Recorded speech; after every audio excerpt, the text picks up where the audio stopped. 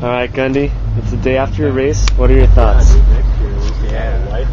I can't believe it's over.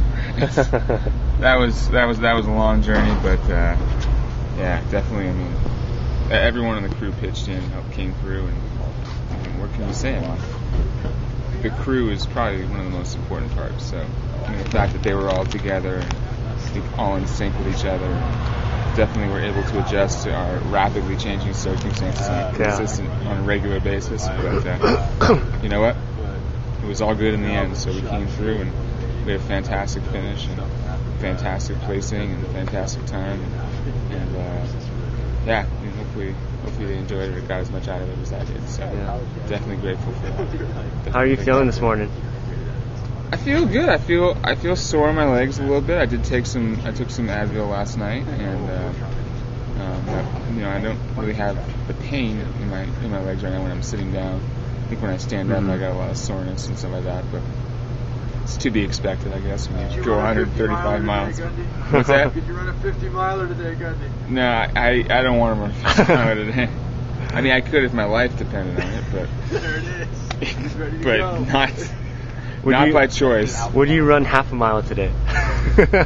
I'll probably end up walking half a mile by the time I walk to the restaurant to get breakfast with everybody and do all that stuff. Yeah. So, but yeah, definitely just incredibly grateful to everybody. Everybody came through, and yeah, it was just a great experience. And so I think that's the one thing I kind of look at it. I know that people look at it and go, wow, you know, 135 miles, what's the point? What's this? But there's certainly value to it that I can even see just in the friendships with the people that I have here. Yeah. Certainly their friendships with each other, and, you know, and just relationships with God and with family and friends and things like that. There's definitely value, and I think when you're investing in those relationships, and hopefully this experience was an investment in that you know, that is a good investment. That's not just you know, throwing money down the money pit. So, Yeah.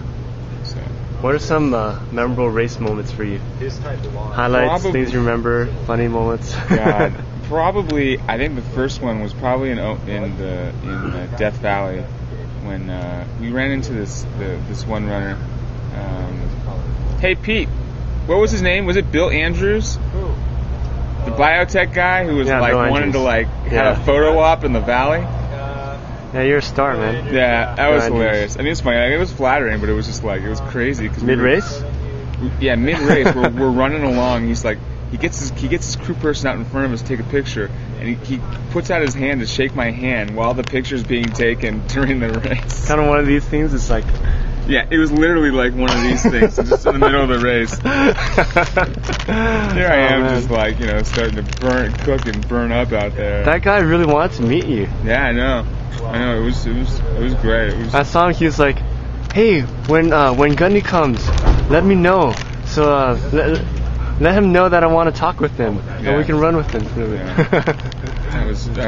that was great. It was just funny because it was just like, you know, I had people in other crews, you know, Gundy, and I'm like looking around, like wondering, you know, like where it's coming from. But it was great. I mean, it was a lot of camaraderie and stuff out there, and certainly everybody understands at least at some level or what everybody else is going to, especially when they're runners. So that was neat. I mean, spending about, you know, 5-6 at least 6 miles going up Towns Pass with Dean was pretty cool. So I don't know, he was just a nice guy, and we were kind of yammering back and forth, and he catches up to me because he started 2 hours ahead of me. He catches up to me probably around mile, you know, I don't know, 53 or something like that, and I'm just sitting down, kind of get my wits back about me, taking some electrolytes and things like that, and he goes, "Why are you sitting down?" Like across the road. And I kind of clambered back at him. "Oh, don't worry." And then a couple miles later, I caught back up with him. So I just kind of kept trailing him, caught back up with him, and I went on by him as he was getting the blitzer taken care of. And I pat him on the back. I'm like, "Good job, Gene." And then I looked back at him as I went by. I was kind of smiling. I was like, "Come on, Dean. There's no sitting at Badwater." Yeah. So that's when he was changing his shoes or something, right? Yeah, he was getting blitzer taken and changing shoes, and but it was and even kind of then, back and forth. He got back up, and then we kind of had a conversation for a mile or two. Yeah. And yeah, but it was just neat because it was like in the middle of all this really intense racing, and especially for Dean too, because he was top 3 for the longest time. I think he finished 4th, but to have in the midst of that have have a complete lucid conversation and just cracking jokes back and forth. I mean, it's just funny. It's just great. It's just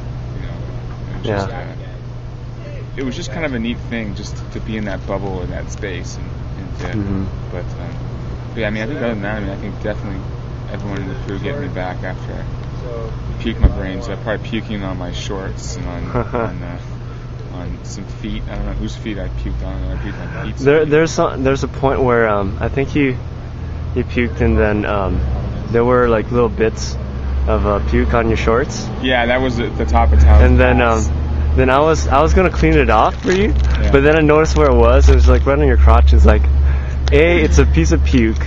B, it's on your crotch. I'm not gonna do a crotch swipe just to get rid of a piece of puke. I'll let it be. Yeah, I mean, I think the way the crew really rallied together, and then staked me at 69 or 69. Yeah. Just after 68, the way they staked me, got me in. Took that break, kind of got me going. Took that short break for about 45 minutes, and kind of just re-energized myself. What do you think was the most decisive moment of the race for you? Probably when I came back on that course. After Panamint? Yeah, and when we were able to get me... You're getting burnt. No, sorry. Probably getting me into the Panamint Springs aid station, the time station. And then, we just rolled on through. I think the way the crew and everybody powered up that hill with Father Crowley. Yeah. Jose was pushing me, and yeah. just really intense, but it was just like, that kind of set the tone, and the crew kept feeding me, kept putting stuff in me. Yeah. And it really set the tone, because usually I get, just getting tired at that point, physically tired, it's not only the heat, but just the time of day. And that break where I let my stomach get back together, that 40-minute break gave me enough pep and energy combined with the caffeine and the goo and the other stuff that when I started hitting that hill, we hit it hard, and I think we passed like seven people on that climb up. So, I mean, we were passing mostly 8 a.m.ers, but we passed 6 a.m.ers, 8 a.m.ers, or whatever. But passed a couple 10 a.m.ers, and we were just hauling up that hill. So that was a pretty crucial moment, because I think it just really set the tone and said, okay, like, we're back, like, we're ready to roll. And I think it just carried over to Owens Valley, and Pete pacing me through there, and Kimmy and Trish working the crew vehicle and just getting everything going, and we're rattling off mile after mile after mile after mile. And so I was really impressed. I was just really impressed by how everybody came together, and they did it with 2 people to